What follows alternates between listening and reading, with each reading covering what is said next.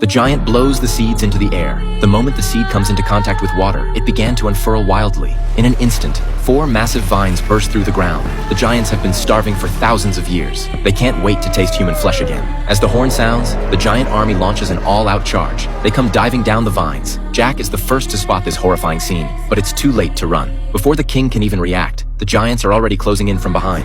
Fortunately, the vines block their path, buying them a slim chance to survive. At this moment, the castle receives the alarm as well. The soldiers immediately pour oil into the moat, then ready their flaming arrows and brace for attack. Once the king reaches the castle, the general gives the order, and the oil on the water ignites instantly. But just as the soldiers are about to raise the drawbridge, they realize Jack has been left outside. As the drawbridge starts to rise, Jack, riding his white horse, makes a mighty leap. Though he makes it into the castle, he also lets the 2-headed giant climb onto the drawbridge. At this critical moment, the general immediately orders his men to fire arrows. The 2-headed giant loses his grip and plunges straight into the inferno. But what no one expects is that the 2-headed giant doesn't burn to death. Instead, he swims with the current right into the city. Just when everyone thinks they're safe for now, 2 giant hooks suddenly latch onto the drawbridge. The giants pull down together. Against such overwhelming force, humans don't stand a chance. Seeing the soldiers putting up such fierce resistance to speed up the siege, the giants set trees ablaze and hurl them into the city like madmen. The entire castle instantly becomes a raging inferno. As the giants are about to break through, Jack quickly leads the princess toward the secret passage. But nobody expects that the 2-headed giant bursts up through the sewers, catching the 2 trying to escape.